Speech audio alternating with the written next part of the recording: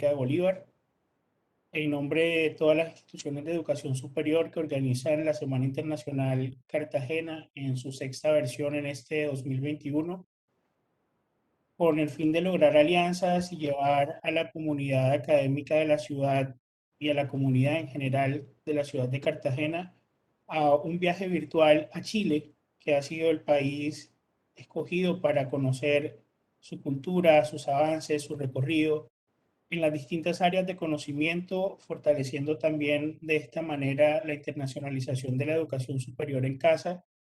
Queremos darle la más cordial bienvenida a esta conferencia el día de hoy. Queremos agradecer a todas las instituciones de educación superior aliadas y a Learn Chile por el apoyo en la organización de este evento. A todas las personas que estén en esta sala, recuerden que pueden exponer sus preguntas a través del chat para hacerle al expositor, el profesor Javier Vega Ramírez, quien nos acompaña desde la Universidad Católica de Chile. El profesor Javier es profesor de Religión y Moral de la Pontificia Universidad Católica de Chile, licenciado en Educación de esta universidad, magíster en Educación con mención en Política y Gestión Educativa de la Universidad Austral de Chile, doctor en Ciencias Humanas con mención en Discurso y Cultura. Se desempeña como editor en jefe de la revista de Estudios Pedagógicos de la Universidad Austral de Chile, de la Facultad de Filosofía y de Humanidades, miembro del comité editorial de la revista En Acción Educativa de la Universidad de Santiago de Chile y miembro del comité científico de la revista Vectores Educativos de la Escuela de Ciencias de la Educación de Monterrey. El día de hoy el profesor Javier nos expondrá sobre el análisis político del discurso, la construcción política de los sujetos invisibles en educación. Agradecemos a todos su asistencia, le damos la bienvenida y nuestro agradecimiento al profesor Javier Vega Ramírez por su acompañamiento y le cedo la palabra para iniciar su presentación. Muchísimas gracias, profesor Orlando.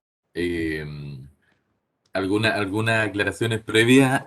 Agradezco mucho la lectura de lo que podría denominarse algo así como un currículum, trayectoria, que siempre a uno le da un poquito de pudor, pero también hay que ser preciso. Yo actualmente soy profesor de la Universidad Austral de Chile. Chile es bastante grande.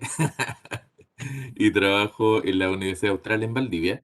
Y mi grado es candidato a doctor, no soy doctor aún, estoy en el proceso de espera de fecha de defensa de la tesis, precisamente sobre esta área, ¿no? En ciencias humanas, sobre análisis político del discurso. Lo que sí, y ahí totalmente feliz, orgulloso, coincidente, soy profesor de religión y moral de la Pontificia Universidad Católica de Chile y sigo ejerciendo en el sistema escolar.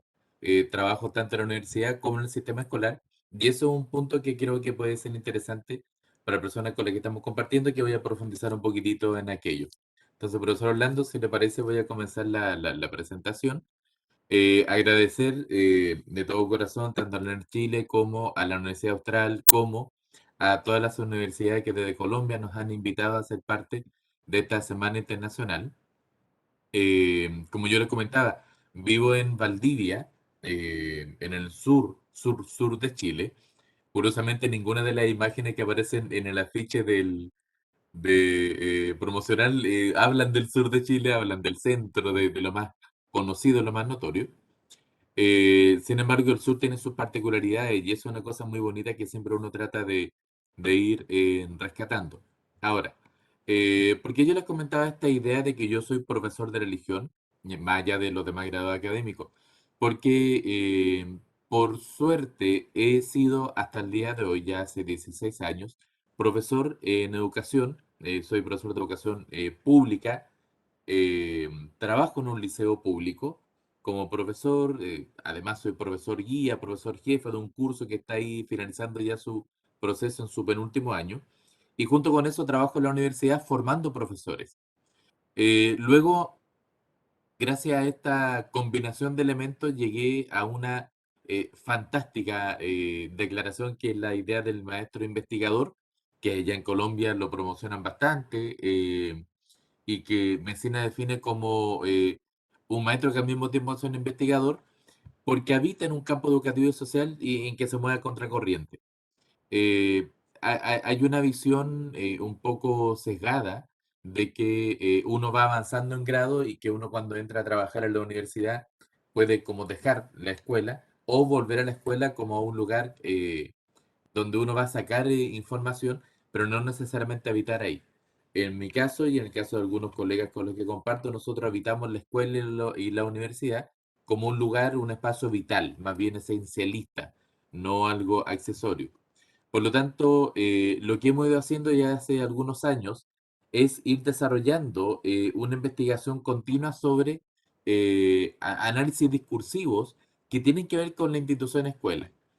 Ya nosotros hicimos alguna investigación sobre la calidad del discurso etnográfico, que es una investigación que ya está terminada, que tiene un producto, que es un artículo que se llama Yo no quería ser profesora, que es una investigación hermosa que hicimos con una colega que ya jubiló y que en sus últimos años, pronta a jubilar, narró largamente su vida de cómo ella llega a ser profesora. Esa publicación es muy hermosa, la colega se narra a sí misma, pero desde sí misma narra toda la educación del país y narra el contexto social del país. El segundo punto de acceso a la escuela como lugar de investigación, como un espacio donde yo puedo investigar, es un artículo que se llama La efectividad del discurso escrito, donde trabajamos con el registro de anotaciones de libros. ¿Qué es lo que hacemos nosotros? ¿Qué es lo que hicimos nosotros? Tomamos los libros de clases y los registros de las anotaciones que uno hace respecto de la conducta de los estudiantes, y ahí nosotros trabajamos respecto de si tiene algún efecto o no tiene algún efecto la anotación negativa que uno puede hacer de la conducta de los estudiantes. Y una tercera investigación que está todavía en desarrollo, de lo cual voy a compartir un poco acá, tiene que ver con la funcionalidad del discurso regulatorio que se vincula directamente con los reglamentos de convivencia dentro de las escuelas y liceos. Por lo tanto, la idea, uno, al ser maestro investigador, yo no dejo la escuela como espacio de desarrollo. Y la idea, dos, al ser mi espacio de desarrollo, ahí investigo y ahí trato de acceder desde diversas perspectivas a aquello que yo soy, que es formalmente un profesor. ¿Ya? Ahora, lo que nosotros nos planteamos como un gran objetivo dentro de esta trayectoria, perdonen el uso del plural majestático, pero lo encuentro mucho más adecuado para este contexto. Lo que nosotros buscamos es la idea de velocidad, de qué manera cada uno de los discursos heterogéneos se van relacionando e interrelacionando al interior de la comunidad para de manera discreta terminar imponiendo una visión hegemónica del sujeto, que finalmente es el que organiza la construcción global cada una de las acciones de los sujetos que intervienen en la institución escuela. Y ahí es donde nosotros llegamos a esta categoría que yo les quería compartir como título principal, que es la categoría de el sujeto invisible. ¿Ya? ¿Por qué hablamos del sujeto invisible? Durante mi investigación doctoral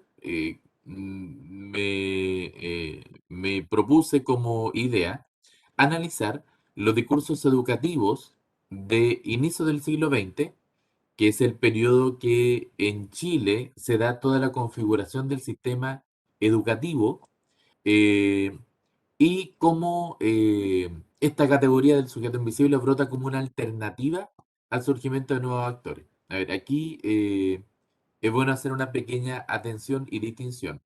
Toda la investigación que nosotros realizamos se centra en el fenómeno particular como se manifiesta en Chile. Al hacer la lectura de sistemas comparados, en otros países se dan fenómenos coincidentes, ¿ya? Pero no son fenómenos iguales. Cuando decimos fenómenos coincidentes, tenemos algunas marcas políticas que nos permite visualizar o visibilizar que hay ciertas lógicas de conducta que hace que la educación termine adoptando sistemas similares, pero no necesariamente los fenómenos que se dan en Chile se dan al mismo tiempo de la misma manera en otros países. Eh, Ejemplo de esto, el caso de la educación de Colombia. Nosotros desde Chile bebemos mucho de la solución que ha generado Colombia respecto de lo que es los procesos de inclusión e integración en educación respecto de algunas necesidades educativas especiales. También nosotros dependemos mucho de la solución que ha generado Colombia respecto de la educación religiosa. Sin embargo, Chile tiene procesos bastante autónomos que no necesariamente logra declarar de cuánto le debemos a Colombia en esto, y más bien hablamos de cuántos otros países suelen mirarnos a nosotros. Tenemos un problema nosotros ahí de considerar que nuestro sistema es fantástico, pero no lo es. Entonces, lo que voy a presentar acá tiene mucho que ver con lo que es nuestro país, que espero les signifique de la misma manera a ustedes respecto de lo que ocurre en Colombia o lo que puede ocurrir en otros países al cual ustedes pertenezcan. Sin embargo, sabemos que siempre ahí hay algunas posibilidades y algunas limitantes de las cuales tenemos que poner cierta atención.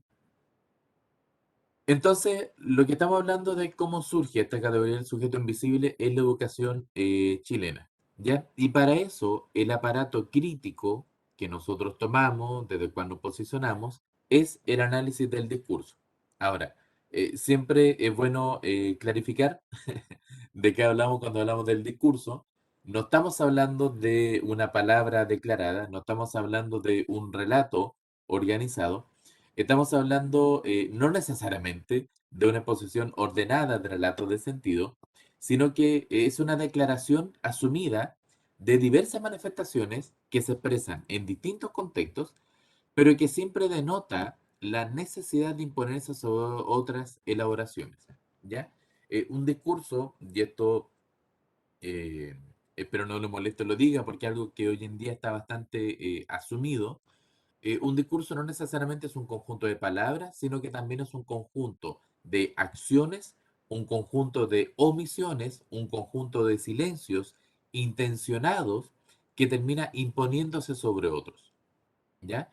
Luego, cada una de las acciones que yo vaya generando, cada una de las elaboraciones que yo vaya produciendo, cada una de las gestualizaciones que yo haga respecto a un determinado tema, son constituyentes del discurso, porque el discurso supera el contenedor que son las palabras y termina transformándose en una visión acerca de la realidad que modela la forma de comportarme. Por lo tanto, el discurso, y aquí se hay un punto de diferencia, explica cómo yo comprendo la realidad, pero no compone la realidad, no crea artificialmente la realidad. Ahí hay un aforismo que dice que el discurso crea realidades. Yo creo que ese aforismo es muy interesante si es que yo asumo que la realidad no es algo que se cree desde la nada, sino que yo modelo la forma de comprensión y a través de la imposición hegemónica, mi discurso termina convenciendo a otro de que mi visión es la adecuada. Por lo tanto, la realidad en cuanto a consenso puede ser influida, modificada o alterada por el discurso, pero no la construye por sí misma, ¿ya?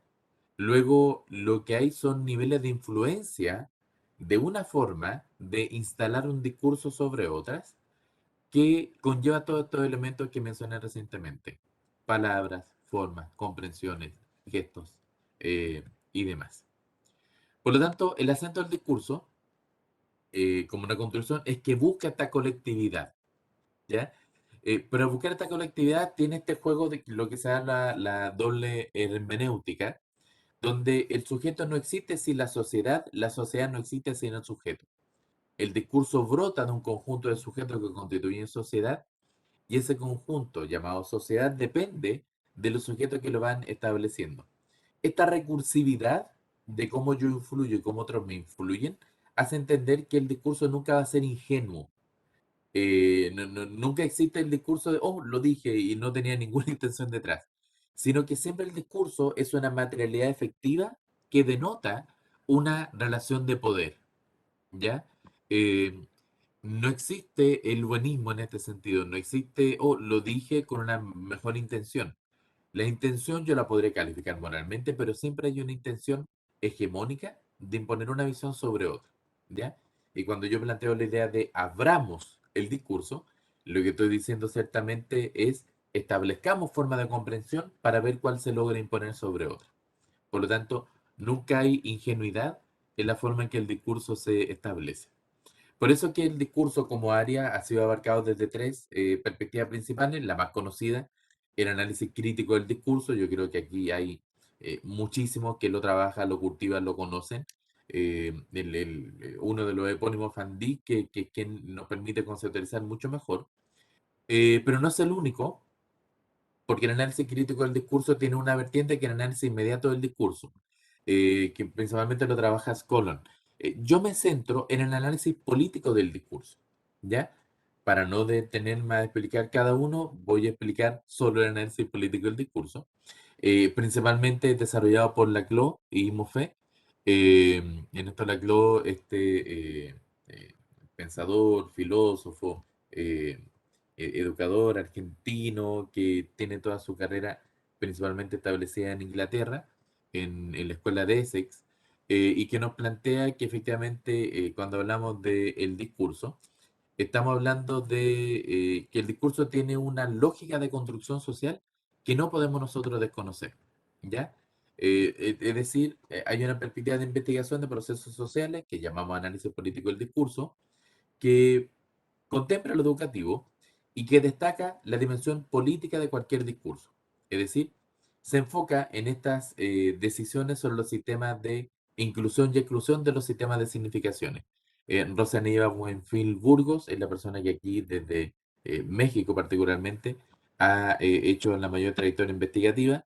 Está Miran Sodol también, que hace su desarrollo desde Argentina, es decir, muchos y muchas discípulos de Laclau y Moffat han podido establecer esta lógica de que el discurso nunca es ingenuo y que el discurso siempre se centra en la lógica de cómo yo voy construyendo sujetos políticos, que a su vez, en lo que hablábamos recién de Jagger, que a su vez van constituyendo una sociedad y van haciendo que el sistema de significación en torno al poder y la hegemonía vaya tomando textura y naturaleza.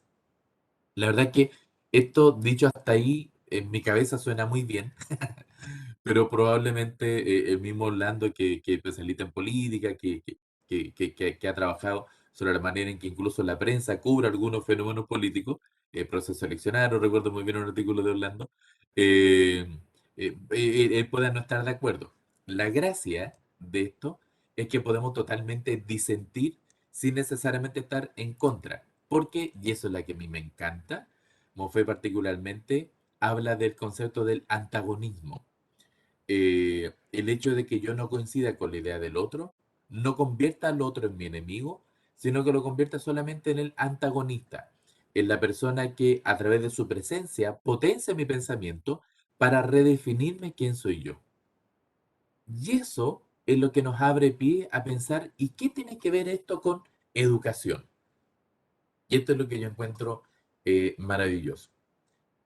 Eh, la educación no es solamente el fenómeno de enseñar a otro algo que no sepa, no es solamente el fenómeno de establecer un espacio para enseñar a alguien algo que no sepa, sino que también es el espacio privilegiado en donde la sociedad se ve reflejada para poder establecer una forma de ser social validada o no validada, ¿ya?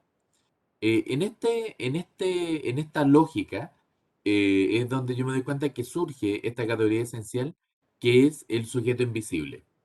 El sujeto invisible es el resultado de una opción hegemonizante en que a un colectivo, a un individuo colectivizado, se le asigna un rol para que lo actúe y se circunscriba a su rol. Por lo tanto, para el grupo hegemónico, el sujeto existe, el nuevo sujeto existe, solo en cuanto no supera los límites previamente asignados. ¿Ya? Por lo tanto, hay un nosotros mínimo que define a los otros. Y aquí es donde uno puede empezar a pensar, ¿y qué nos pasa en educación? En educación solemos saber un nosotros muy claro, quizás un poco egoísta, pero muy autorreferente, que es capaz de definir quién sabe, quién no sabe, quién logra, quién no logra, quién puede y quién no puede. Cuando eso se da como parte del rol social, yo incluso lo puedo invisibilizar. Puedo decir, oh, es que es así. Pero cuando yo lo utilizo como herramienta para que el otro no sea más allá de lo que yo quiero que sea, ahí yo digo, no, yo estoy haciendo una opción política de construir sujetos bajo determinada perspectiva. ¿Ya? Luego, ¿dónde yo analizo esto?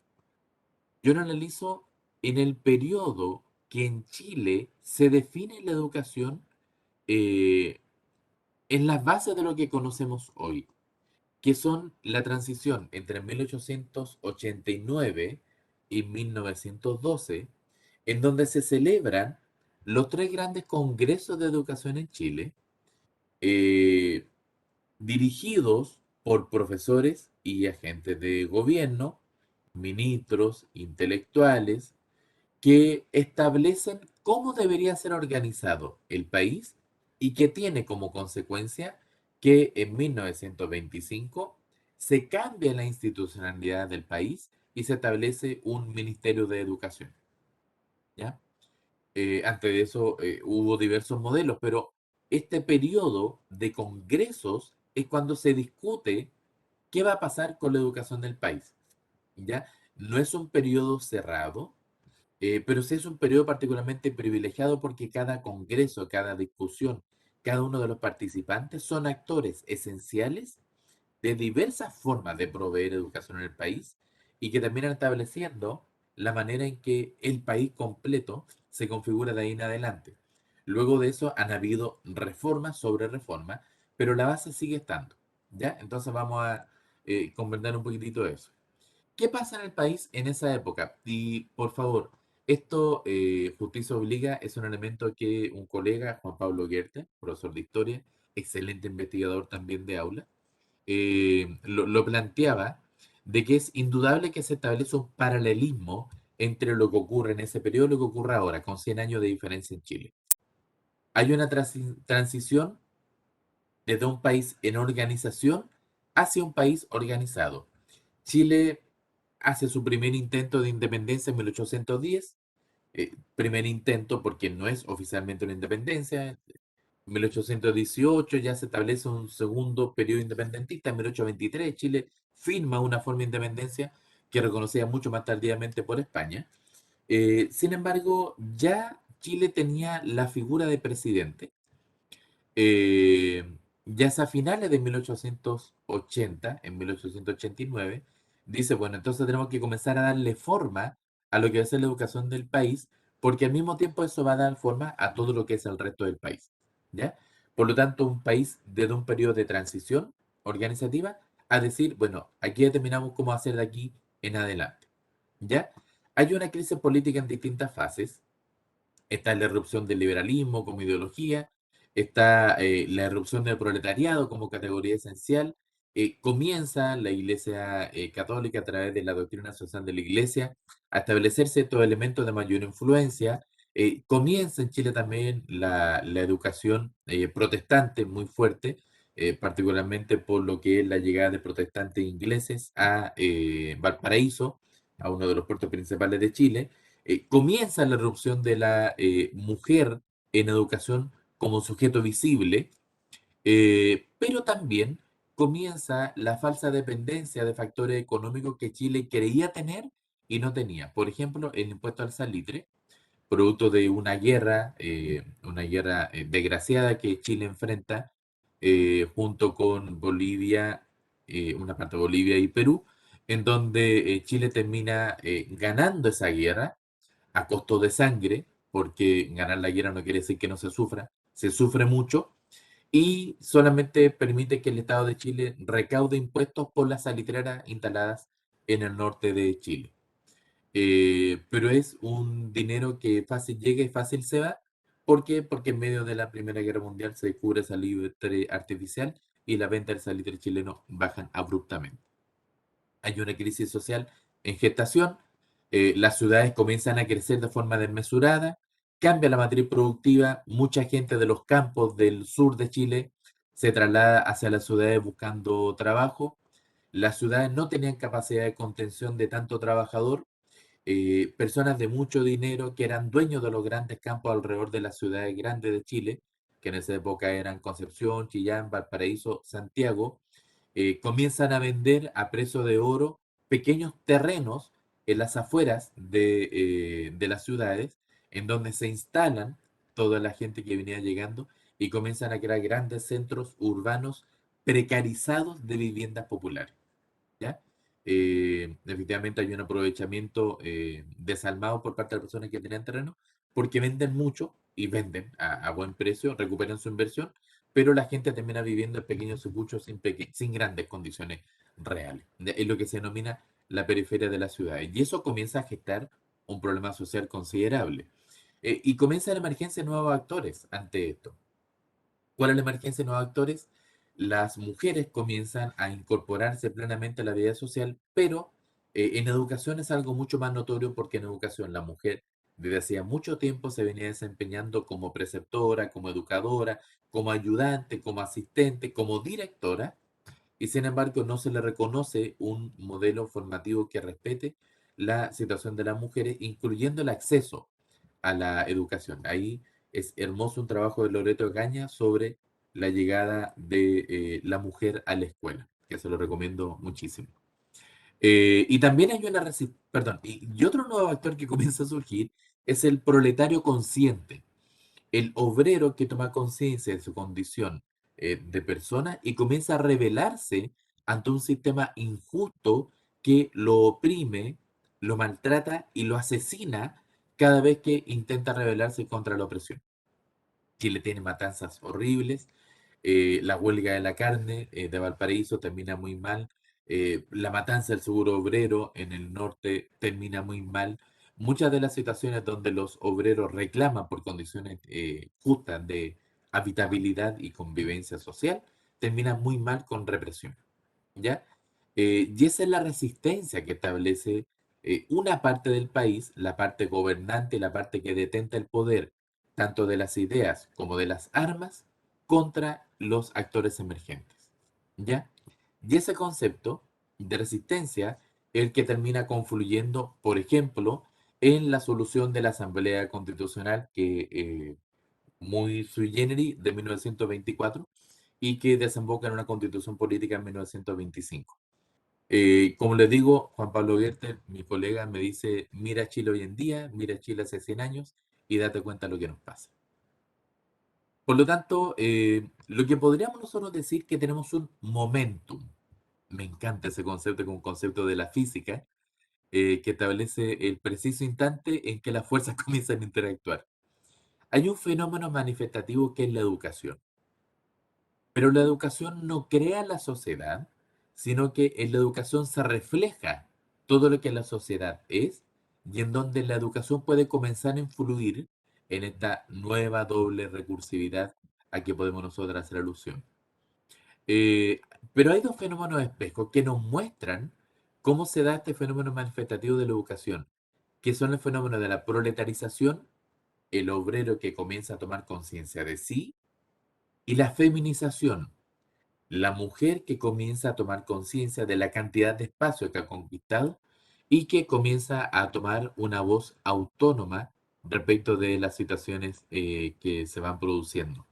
Y hay un sustrato ideológico que está aquí detrás, que hace muy poco con un colega, con Paulo Contreras, periodista, doctor en educación, que trabajamos juntos en el mismo instituto, pudimos comenzar a desentrañar cómo finalmente hay una noción de crisis que se vive muy distinto según uno se posiciona respecto de la crisis. Es la disputa que se da en este periodo entre conservadurismo y liberalismo. No solamente desde la opción política, no solamente desde lo filosófico, sino también desde lo existencial. ¿Quién soy? ¿Cómo me posiciono? ¿Y qué entiendo yo que debe ser transformado o no transformado según los fenómenos que están emergiendo? Todo eso se ve en torno a la educación en ese periodo. Esta es una tabla muy simple, muy breve, que explica todas las áreas que nosotros vamos analizando para ver cómo en los discursos de estos tres congresos se va analizando el rol de la mujer y el rol del obrero proletario. De la mujer se ve todo lo que es su rol de participación en educación y todo lo que es la profesionalización de la feminización docente. Y respecto de los obreros proletarios, se analiza al obrero como sujeto de educación y al obrero como objeto receptor de educación. Es bien interesante eso porque la mujer está integrada, no voy a usar la expresión plenamente integrada, pero la mujer está integrada dentro de la educación en diversos roles. Y la última pelea más grande que se da es respecto de su acceso a la escuela. Es decir, ya había una lógica de que la mujer fuera ayudante, fuera profesora, fuera preceptora, fuera supervisora, fuera directora, fuera incluso administradora y dueña de colegios y liceos, ¿ya? Eh, pero no se concibe de forma tan sana, tan natural, tan lineal, tan fácil, que la mujer sea asistente a la escuela en todos sus niveles. De hecho, la primera pelea es que la mujer pueda llegar a la escuela. Otra pelea es que pueda permanecer. Y una tercera pelea es que pueda egresar e integrarse a un sistema escolar que pase de lo primario y lo secundario y llegue a la educación superior. En el caso del obrero, curiosamente, se da una fractura muy compleja. El pobre que tiene capacidades intelectuales y que se integra al mundo laboral como profesor, inmediatamente queda desajustado del mundo conceptual, el mundo ideológico, del conjunto de contención que es el mundo obrero. El profesor no se considera un obrero, pero tampoco se considera un proletario. Por lo tanto, existe una pequeña fractura en el intelectual que es profesor y que viene de espacios pobres. Se lo reconoce como casi una categoría aparte, pero no necesariamente se lo reconoce como una intelectual al igual que el conjunto de los demás intelectuales que influían en educación.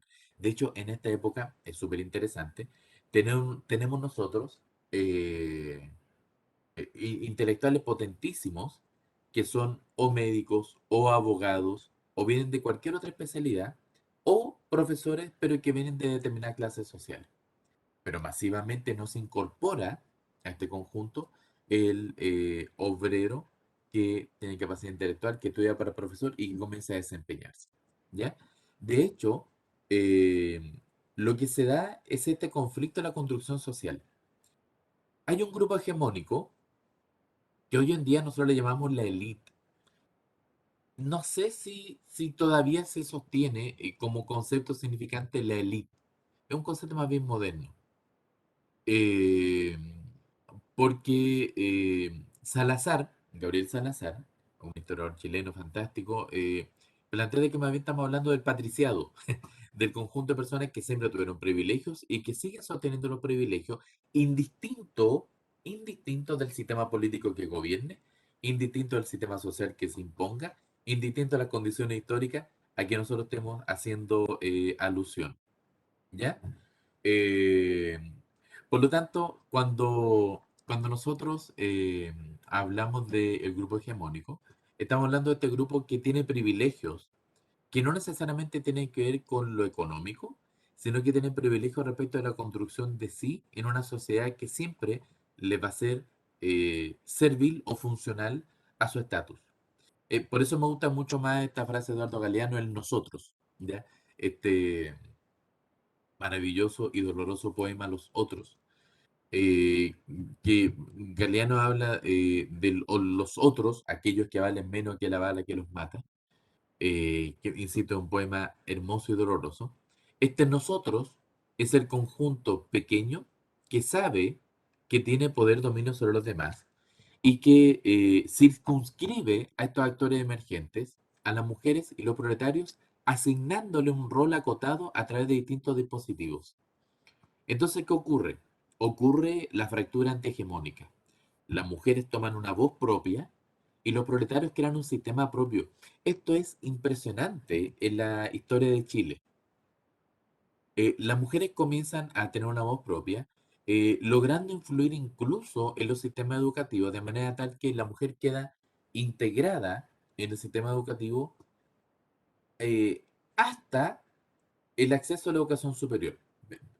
Aclaro esto no resuelve la construcción social compleja, ¿ya? Porque lo que hace el nosotros, el grupo de aquellos que detentan el poder, es decirle a la mujer, ni un problema, se quiere integrar en educación, intégrese. Estas son sus condiciones.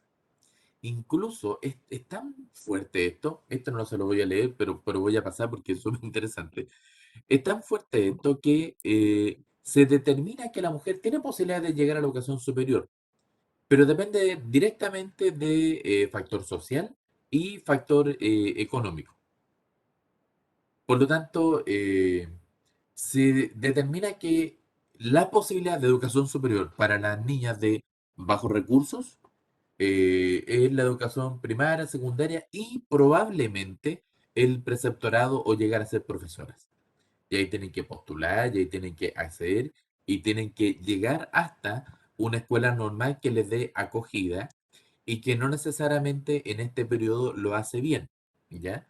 Recién estamos en el periodo en que se está saliendo de la influencia alemana, se está llegando al modelo francés, y luego, perdón, del modelo francés al modelo alemán, y luego nos dice, bueno, ¿y en qué momento establecemos un modelo propio?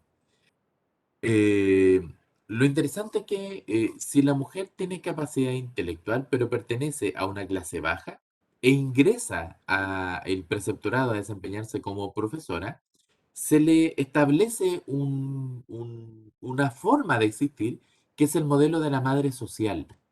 La mujer que accede a la educación superior en las condiciones que nosotros estamos hablando y que llega a ser profesora, se convierte a sí mismo en la madre social, se convierte a sí mismo en la madre de familia de un conjunto que le es previamente asignado y que los congresos de esta época se establece incluso cómo ella tenía que preocuparse, no sé, de instruir a la gente en la mesa, de instruir a los demás padres sobre condiciones de higiene, de ayudar al resto para las situaciones que debían desarrollar. Eh, ahora, en el caso, ahí sí, en el caso de las niñas de clase alta que tenían capacidad intelectual, estaba la posibilidad de la educación, de la formación universitaria, donde de a poco también se le van asignando ciertas carreras, farmacia, salud, leyes. eh, Sin embargo, dependía directamente de que la familia tuviera recursos suficientes para sostener a esta mujer que entre el periodo en que se educaba y luego comenzaba a trabajar de manera oficial iba a tener una dependencia que no toda familia podía sostener. Por eso es que si no tenía posibilidad de sostener, existe una figura intermedia que es la figura de, bueno, cásese o vaya a la escuela para preceptoras o, y esto es interesante, se comienzan a dar pequeños cursos para que la mujer pueda desarrollar la virtud de la caridad y la virtud de ser la enfermera, la cuidadora de los padres y todo lo demás. Por lo tanto, es súper complejo en suponer que esto es una solución, sino que más bien es una manera de establecer cuáles son los límites de la mujer de forma intencionada. La mujer entonces termina convirtiéndose como trayectoria en educación superior o profesora o a través de cursos de complemento en la agente de caridad de la familia o en la enfermera de la familia en la que cuidaba a los padres enfermos, o se casaba o accedía a la educación superior, pero ese era el grupo menor. Durante el Congreso de Educación no figura de ninguna forma la educación militar ni la educación religiosa, ¿ya? Que son opciones que tienen otro carácter y de otra manera se van gestando. En el caso de los proletarios, yo también voy a pasar bastante rápido, es súper fuerte. El, Se va mutando el lenguaje desde el pobre al trabajador, del trabajador al obrero y del obrero al proletario, en donde el Estado comienza a abandonar a la persona y se dan cuenta el obrero proletario, el obrero con conciencia de clase, el proletario que se da cuenta de que en sí mismo, a generar soluciones educativas para sí mismo. Por lo tanto, si lo que pasaba en Chile, si el niño de 10 años tenía que abandonar la escuela porque a esa edad se incorporaba al trabajo de la salitrera, o de a los 12 años cuando se incorporaba a trabajar en los fundos para lo que era la cosecha de cereales, si el niño abandonaba la educación, La alternativa la daban las mismas asociaciones de proletarios con escuelas populares, escuelas nocturnas, escuelas dependientes de juntas de vecinos, para que las personas pudieran aprender a leer y escribir y pudieran también resolver sus condiciones. ¿Ya? Por lo tanto, el proletario no acepta la lógica de que el Estado me solucione y me circunscriba, sino que su conciencia de clase, su conciencia de sí, que lo encuentro maravilloso como conceptualización, le permite buscar soluciones a sí mismo. Por lo tanto, existe en sí mismo. ¿Ya? Esto hace que, literalmente, tengamos esta fractura social con la mujer como sujeto invisible existe, pero como nosotros le decimos, y el proletario como sujeto invisible que se le propone exista hasta este punto y el proletario se revela. Y esa rebelión es lo que está en la base de la educación popular que se desarrolla potentemente en Chile hasta los años 70, 80. Luego hay un periodo de mucha pérdida de figuración y se está reflotando a través de diversas instancias desde hace algunos años aquí en el país. ¿Cómo se ve esto en el contexto actual? Solamente para mencionarlo, la categoría del sujeto invisible sigue instalándose a través de la siguiente lógica. Cuando el profesor eh, analiza su manual de conducta dentro de la escuela, yo revisé los manuales de conducta de aquí de la región de Los Ríos, de los liceos que están disponibles en redes, no hay ningún problema con eso. Termina el profesor determinando qué se puede y qué no se puede hacer, producto de un consenso comunitario social. Pero ese qué se puede y qué no se puede hacer, finalmente se puede resumir en el siguiente aforismo. Usted tiene que llegar a hacer esto, pero si usted no quiere tener problemas, no haga nada de esto. No haga nada. Luego es una visión muy negativa, ¿no? Por ejemplo, y esto solo para destacar de un manual de convivencia, dice, además de asistir a clase correctamente uniformados, los varones deberán presentarse con cabello ordenado, con rostro cubierto, completamente despejado, barba rasurada y la dama con peinado sencillo. Es bien curioso porque el dato es, usted no existe. Eh, mientras usted sea invisible, no hay ningún problema con usted. Por lo tanto, eso potentemente se quiebra ahora. Y cuando digo se quiebra ahora, porque la crisis que vive Chile, social, política y de salud, hace que ya casi 2 años sin educación masiva en las escuelas, casi 2 años sin poder, el dato básico, comprar uniforme, casi 2 años sin poder regular el cuerpo incluso de los sujetos que interactúan en la educación. Por lo tanto, el próximo año, el año 2022, hay que dialogar acaso tiene sentido una construcción en donde yo me preocupe cómo se afeita, cómo se viste, cómo se peina, cómo se presenta, y quizás sea la fractura que necesitamos para una mejor solución. Quizás sea de forma natural esta fractura antihegemónica que ya se dio antes con obreros y con mujeres. Una muy breve síntesis: la institución escolar funciona como sistema regulador de relaciones.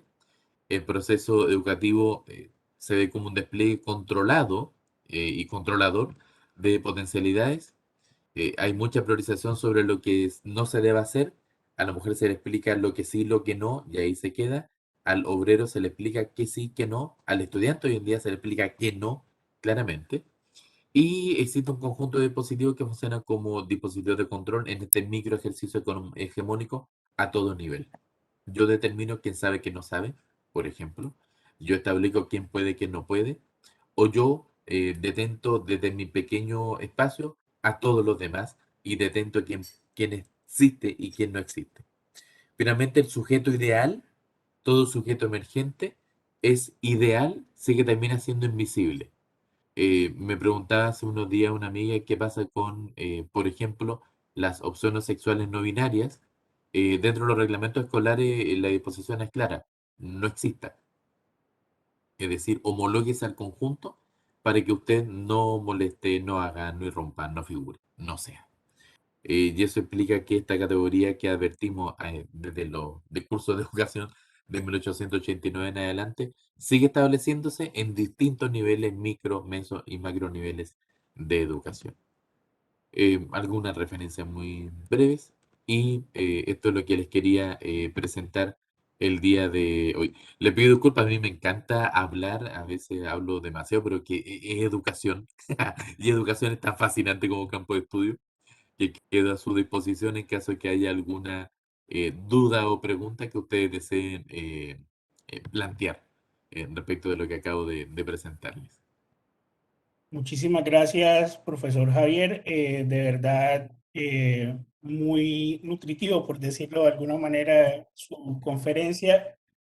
Y de hecho me problematizaba en algún momento y me situaba en una discusión que tenía recientemente con mis estudiantes cuando hablábamos de la escuela como uno de los lugares de disciplinamiento más fuertes según la teoría, por ejemplo, de Michel Foucault, que dice que la escuela es uno de los lugares por excelencia donde el sujeto se disciplina en la sociedad y se le agrega como esa carga simbólica de tú tienes que comportarte de determinada manera y es como el primer momento donde nosotros aprendemos como las normas sociales que van a regir nuestra vida.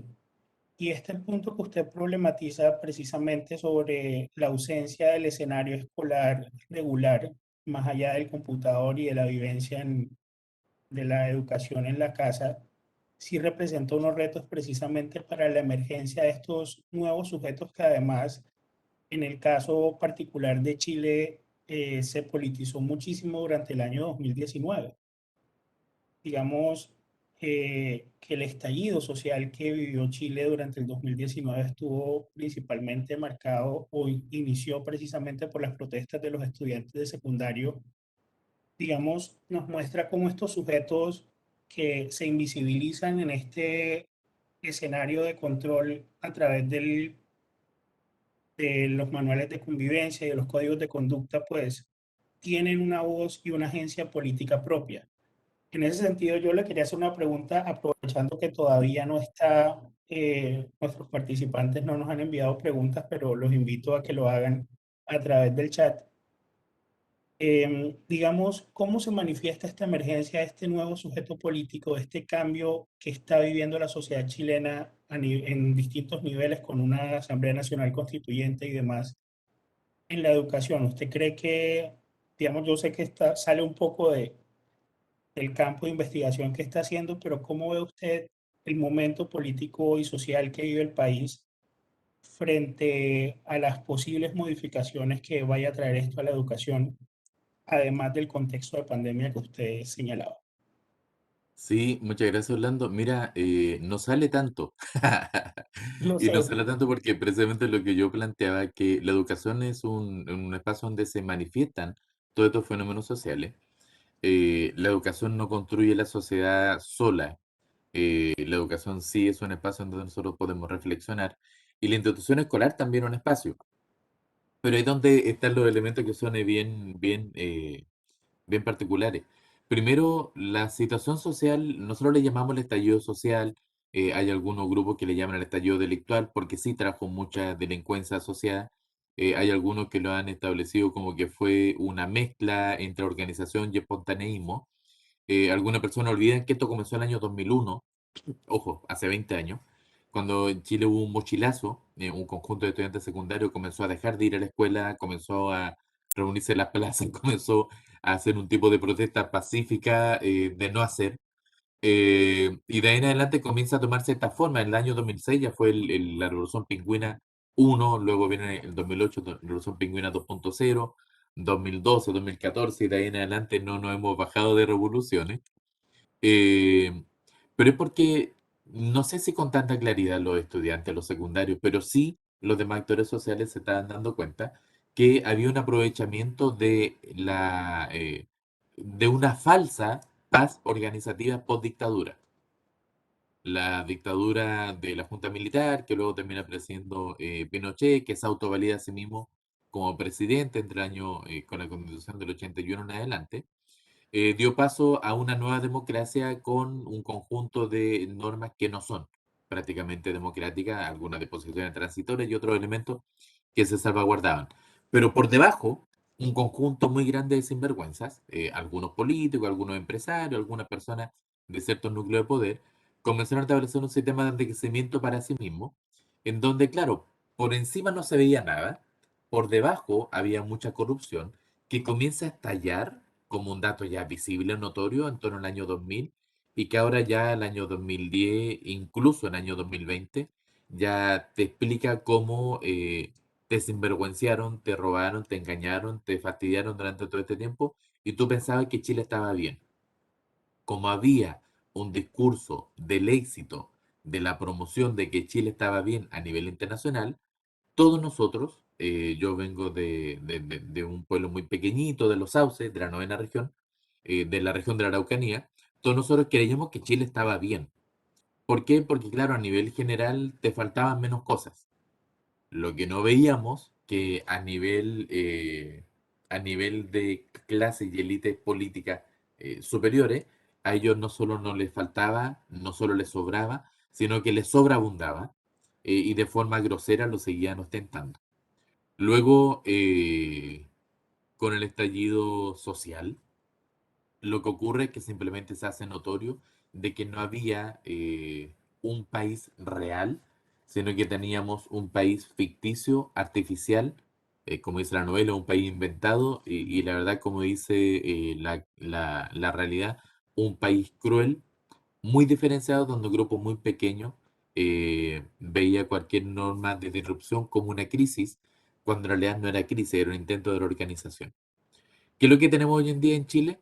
Tenemos precisamente este mismo grupo político, social, económico, que no le gustó de ninguna forma que Chile se autoestableciera o se autopermitiera una asamblea constituyente para cambiar la constitución, pero no le gustó porque finalmente la asamblea constituyente fue una forma de solución a un discurso de poder muy instaurado. Cada vez que un grupo social en Chile quería hacer algún cambio, la respuesta era es anticonstitucional. Entonces, la constitución era la excusa para no hacer ningún cambio. Luego, cuando se presiona al presidente Piñera en octubre del 2019, a través de este estallido social y estuvo a punto de dejar el poder, de hecho, son súper interesantes los reportajes de la época. Él ofrece como moneda de cambio, bueno, asamblea constituyente. Y sí, no era lo que se pedía cambiar el país. Pero ya que la excusa era la asamblea constituyente, bueno, cambiemos, perdón, ya que la excusa era lo anticonstitucional, cambiemos la constitución. Y ahora ya están ya las voces emergentes por parte de algunos grupos de poder diciendo, bueno, salga lo que salga, no vamos a aprobar esta constitución. ¿Qué tiene que ver esto con educación? Tiene que ver con que si no hay una reflexión consciente y crítica acerca de lo que está ocurriendo, desde el nivel más pequeño, desde el nivel de la escuela prebásica, donde ya puedo establecer diálogo, diálogos disidentes, diálogos divergentes, diálogos no coincidentes, pero en cualquier caso, diálogo, es imposible que yo pueda construir políticamente un país. Por lo tanto, la educación no se involucra solamente en cuanto si se aprueba o no se aprueba en una nueva constitución el derecho a la educación o en qué condiciones se aprueba. La educación se involucra en que las bases del diálogo, en donde yo no coincido con el otro, pero sí respeto al otro, se dan desde la escuela. Si la escuela yo la sigo imaginando como un lugar de paz y armonía donde nadie habla distinto de mí, yo estoy construyendo una falsa paz y una falsa armonía. Si la escuela yo la entiendo, la establezco y la defiendo como un espacio donde yo puedo disentir del otro y aún así, siendo par del otro, ahí yo estoy construyendo verdadera educación y verdadera sociedad. Por lo tanto, sí, lo que está pasando, y te pido disculpas Orlando por haber sido tan extenso en la respuesta, lo que está pasando es consecuencia de un proceso largo donde nos engañamos como país creyendo que todo estaba bien, siendo que no estaba bien, estaba muy mal, pero los pocos que hablaban, para ellos le iba bien. El resto todos estábamos en silencio. ¿Nos hubiera encantado que esto fuera pacífico? Sí, nos hubiera encantado que esto fuera sin violencia, por cierto, a todos. Pero creo yo que la historia estaba tan hinchada, tan inflamada, tan a punto de reventar de tanto acumular elementos, que como ocurrió fue como ocurrió. ¿Podría haber sido mejor? Probablemente sí, pero es la historia que nos está tocando vivir ahora. Eso, Orlando, no sé si te explico, pero No, sí, de hecho, digamos, sí, como dice acá Graciela Franco, que es la decana de Ciencias Sociales y Humanidades de mi universidad, dice que se encuentran muchísimos paralelismos en la realidad de Colombia y Chile. Digamos, tenemos desde el Código Civil una relación de hermandad que es casi paralela a nuestras realidades de poner unas élites en el poder y unos pueblos que están bastante faltos de acceder al poder y a tener también voces. Igual en este momento estamos viviendo una situación que podría ser de paralelismo también y tiene que ver con estos nuevos sujetos invisibilizados a través de la migración masiva. Chile, a diferencia de Colombia, es una nación que históricamente ha recibido migrantes y ha tenido distintas olas de migración. El retorno, por ejemplo, de todas las personas con la transición a la democracia, digamos, eso también llevó a que, por ejemplo, muchas personas del Caribe, de Cuba, de zonas de Venezuela también comenzaron a migrar con el comienzo o el retorno a la democracia chilena. En algún momento yo también fui migrante en Chile, cosa que agradezco profundamente y que le guardo muchísimo cariño a ese país. Mi hermana ha hecho su vida allá. Eh, pero digamos, en este momento, buena parte de Latinoamérica está recibiendo una migración masiva de venezolanos producto del proceso de erosión de la democracia en su país. Y lo pienso como, igual también como una reflexión desde nuestras aulas en Colombia, o sea, cómo visibilizamos y cómo incluimos más allá de darle un cupo a un chico migrante o una chica migrante y visibilizar también unas nuevas realidades que se están dando y estos cambios sociales que implica precisamente una migración masiva. sí, de hecho, nosotros somos consecuencia de nuestro propio discurso. El, el- el discurso del éxito que Chile promovió, de que Chile estaba bien y tenía fantásticos indicadores y que aquí todo el mundo podía estar bien, es lo que provoca que finalmente cuando se producen estos procesos de erosión o fractura democrática en sus propios países o de fractura de gobernabilidad, porque hay países que se declaran democráticos, pero en realidad no lo son, por tanto es más que solo fractura democrática, sino que es un problema de gobernabilidad real. Eso hace que desde muchos países se migra a Chile. Ahora, lamentablemente, la migración en Chile nunca fue asumida como un fenómeno natural, por lo tanto, nunca fue organizado, y eso hace que a rato también ha sido una migración desregulada. Hoy en día ya estamos en la emergencia, es como cuando uno trata de parchar una cañería que está totalmente rota, es muy difícil el problema hoy en día. Eh, Chile se constituye de población migrante desde 1850 en adelante, más o menos cuando se intenciona que vengan desde otras naciones a nuestro país. Y así migraron alemanes, italianos, suizos, migraron también españoles, migraron árabes, migró una población china muy grande. Llega una gran población oculta desde el continente africano a Chile, que se establece hasta la quinta región. Eh, Luego viene la emergencia de migración argentina, boliviana, peruana, ecuatoriana. Y ahora último, las tres grandes olas migrantes han sido colombianos, haitianos y venezolanos. Cada uno con expectativas, con cultura, con particularidades distintas, en donde han habido organizaciones sociales que han hecho un trabajo fantástico. Yo ahí destaco mucho, amiga mía, Catrina Bosch, que ella trabaja con poblaciones migrantes y que han tratado a través de la parroquia latinoamericana de darle ayuda y contención, pero es muy difícil resolverlo a través de las organizaciones sociales. El problema es que el país tampoco a nivel de gobierno lo hizo bien. Desde el primer gobierno de Michelle Bachelet en adelante, que se venía hablando de recibir en Chile a migrantes, pero cuando se da la situación efectiva, no hubo un plan conocido por todos ni comprendido por todos que dijera, ah, esta es la forma.